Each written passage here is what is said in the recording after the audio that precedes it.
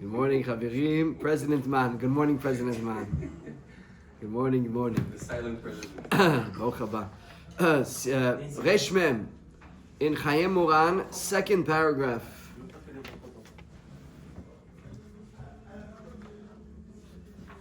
שמעתי שהעבודה שלו וקדושה שלו הנוראה. I heard about his holiness, his avodah, meaning avodat Hashem is work. It is work, but you get paid for the work. You get a payback. You feel the holiness if you put the efforts. The avodah, the efforts that he puts. Ukdushato hanora, the wonderful holiness, vayira, and a fear of heaven, an awe of God. Shaitan panav belel Shabbat Kodesh. On Friday nights, which we're coming tonight to Friday night, Ashkacha Pratit. Ubifrat b'nei neurav. When he was also a young man, even a teenager, haya bri shur va'erech klal.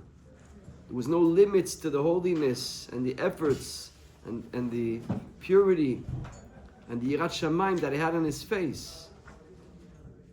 Pam achad natan et yadav. Listen well. He once did netilat yadayim. Ubirach birkat hamotzi. He said המוציא, בסעודת ליל שבת קודש, וגם כל המסובים על שולחנו ברכה ברכת המוציא. Everybody said המוציא. ואכלו את פיתם, they ate their bread.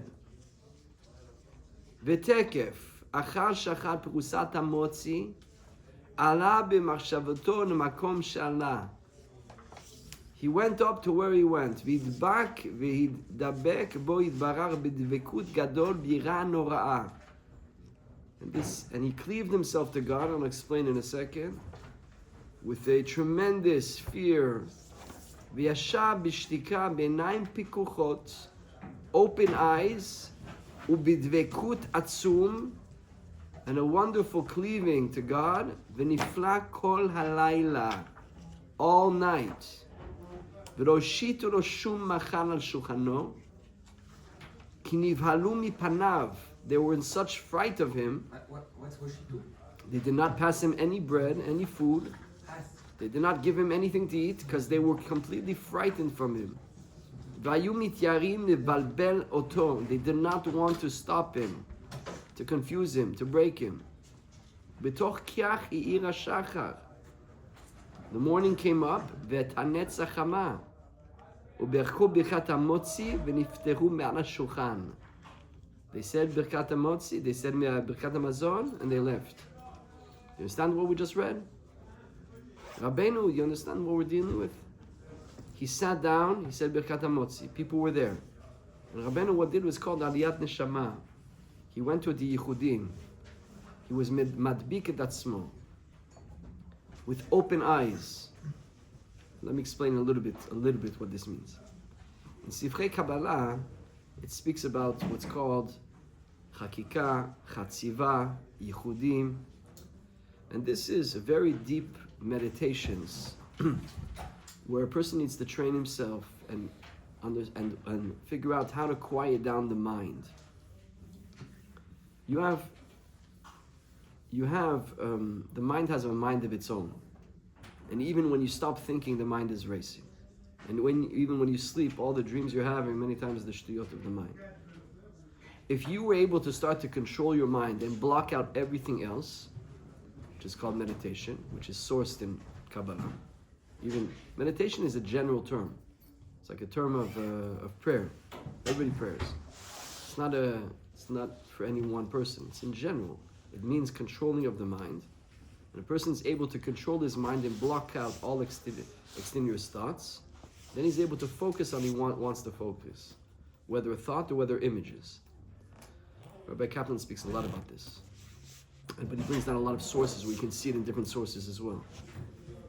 The mind is not only producing thoughts, but it's also producing images. It's called the mind's eye. When you're sleeping, you're seeing images. Your mind is producing those images. The images are actually always around you. However, the real life scenario that you're watching is more powerful than that. It's overcoming it. So you're not aware of the things that are made by your vision. So a person who just works on himself consistently can quiet down the mind, see the mind's eyes produce visions, which are many times just dimyonot, and then he can start to concentrate on what he wants to concentrate. Chakika means, and chatziva, chakika means he's able to actually produce his own images. You can produce your own Shem Hashem. You can produce whatever you want to see. And then when you do that, you can actually produce Hashem Hashem. But since there's so much static, it's so hard to focus on it. Can you please close the door, David? Sorry. Can you close the door? And what you do is you can grave in your mind's eye Shemot. Grave them in. And then you can hew away, Chakika and Chatziva. Chakika is to hew away, get away all the exteriors. Like you're carving out a stone, you're hewing the way. You can either grave in or you can do it from the outside. You can deal with the chak tochot. You can do with what's around, and then comes out something, the image. And so then, if you know Shemot, you can actually see them eventually, if you work at this enough, with your eyes open. The tzaddikim were able to see Shem Hashem on your head. If it's there, it's not there. They could see Shemot Hashem everywhere. Shivit Hashem Lenik Damid is Pi Kabbalah, very deep meditations of Kabbalah, and then visualizing them and the influx that comes to the person from seeing the Shemot Hashem on that level. Because even when you're looking at something, you're not really looking at it. In a state of meditation, you can look at a flower, and you can see the whole world in the flower. It becomes alive, the flower, much more beautiful. In your mind's eye, it becomes much more real than what you see with your eyes, because there's so much static. So if you know Olamot, Shemot, Echalot, in Sefer Hamidot, at the beginning of Sefer Hamidot, I forgot the exact language over there. He wants to go in Olamot from Echal to Echal.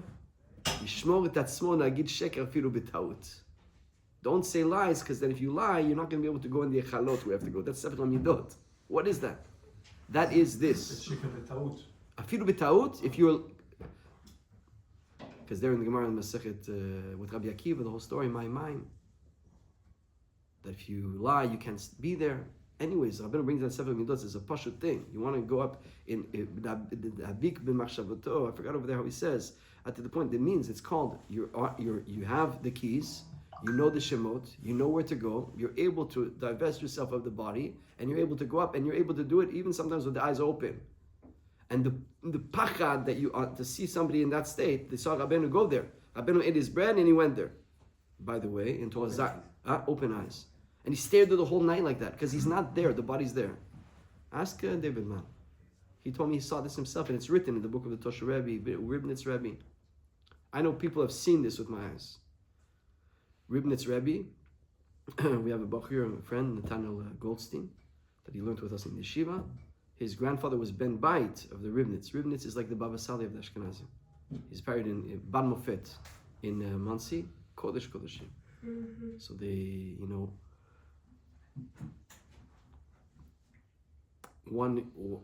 to get out of Russia was impossible. So they came to him and said, "I want to get out of Russia."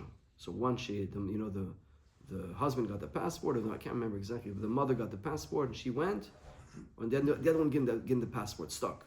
Meaning they didn't get the issue from the Russian government. The stories of all the Hasidic Breslev, Michael Dorfman, they refused him for 20, 30 years. And so they went to Ribnitz. What do we do? What do we do? So he went like that. It looked like he's sleeping. It says over there, it looks like he's sleeping.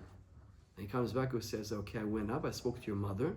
I spoke to your grandmother. If you gave her name on the baby, because she's pregnant, your wife, and if you give the name on the baby, so you're going to get the thing, you're going to get the passport, you're going to get the issue." And they said yes, and they got right away the documents, and they went through the border like no. Tosha Rebbe, understand? That means they can go down and go Aliyat Neshama, and go wherever they want. Let me go check what's doing over there. Let me go see what's happening. I'm going to speak to your family. Tosha Rebbe, David Mann told me a story. Chaimi and David are working for Mr. Albert Mann, Zecher Latov, and he doesn't want them to go to Uman. And if they go to Uman, it's a big trouble in the business, and if you have to be with me Rosh Hashanah. So since Mr. Man was a big supporter of Tosh Rebbe, so they want to go to Tosh Rebbe. We'll go to Tosh Rebbe to ask the rabbi. Now, since I give the donations, the rabbi is going to say what I want, right? It doesn't work like that. So they come into Tosh Rebbe. What do you say, Mr. Man? A boy has to be by his father Rosh Hashanah. And דבר כזה. And what do you say, Mr. Man? David Man, Chaim Man? I want to go. That's what he told me. I want to go. I don't know. I want to go. What can I tell you? I don't know. I don't know where it's coming from. They said that the Tosh Rebbe, his head dropped. And they thought he was sleeping. But he wasn't sleeping. He came back. He said, okay, I went up to see, and Rabbi Nachman will have a big tsar if you don't come. Opa. That's what he said.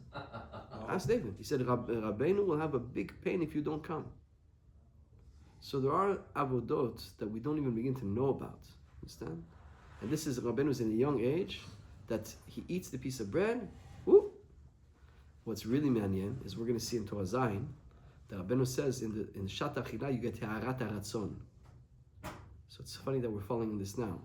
Because the Ha'arat HaRatzon, because why is it B'dafka when he ate?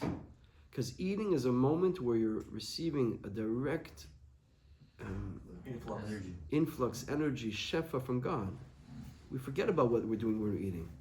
You are here, you're a creature, you've been created, God gave you a desire, gave you a palate, gave you a stomach, gave you a hunger, and now you're entering that food into your mouth. It tastes what it tastes like. It's nitzutzot HaKedusha. You're entering in nitzutzot HaKedusha into you. So at that moment, there's a very, very big connection between you and Hashem. Because you're getting Hashlamat and Neshama, you're getting Kedusha. If you know how to say the bracha and eat properly, the levels you can eat and the levels you can reach in eating is huge levels. We're going to read in our Torah Zayin. Anyway, so for you to understand what kind of Rebbe we have, that already at a young age he was doing this, where they were too scared to look at him, to even pass him any food. The whole night he stayed there. Birkat HaMazon, and they went to Shachit. Shabbat Shalom, Shabbat Shalom.